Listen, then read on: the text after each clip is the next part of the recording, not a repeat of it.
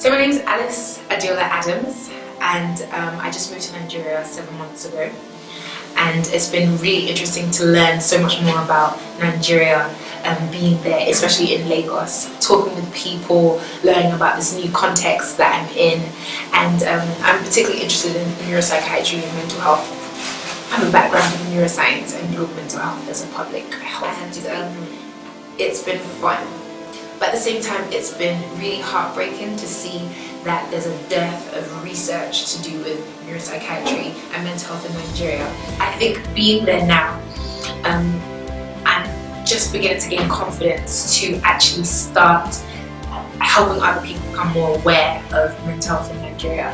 And not just psychosis. We see psychosis on the street every day, but there's some mental health diseases that we actually don't see, but we're feeling them, we're experiencing them in the workplace, especially corporate Nigeria. We go through 2.5 hours of traffic. No one can tell me that that's not stressful at all.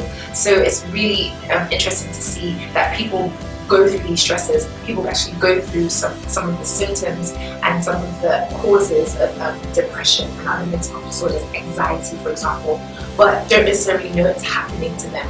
So what happens is we then see more of a prevalence of psychosis where it's actually worsened. So we recognize that in developed countries like England and America, they've seen that as there's a growing population, there's going to be a higher prevalence of depression. And by 2020, it's been predicted that that will be one of the main non-communicable diseases that are around. So it's important for them to talk about prevention. We had time to change, time to talk in London, and I think that it will be really interesting to see how that will flow in Nigeria. And one of the main interesting things about Nigeria is a lot of the power source is in religion. So pastors and imams, they see a lot of the people who are actually suffering from a lot of mental health disorders, but we don't have a good referral system.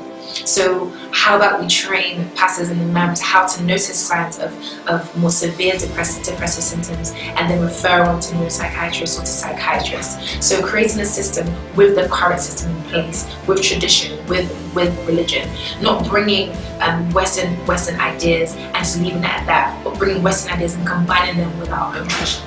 So I think one of the greatest things now that's happening is money talks.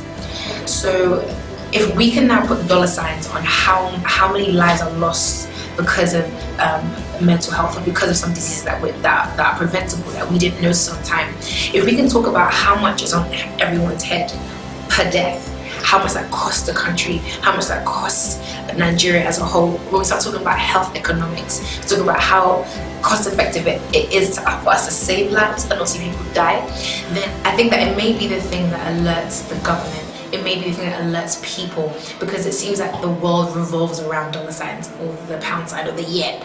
So it would be a good idea for Nigerians to actually start seeing how much this is costing us. And then from there we start seeing how much do we want to now spend on prevention, how much do we want to spend on cure. So I'm really interested in that avenue of things, and I do believe that Nigeria is moving and we're moving on to better things, and as we start thinking in dollar signs, we start thinking in change, we start thinking about becoming a developed nation.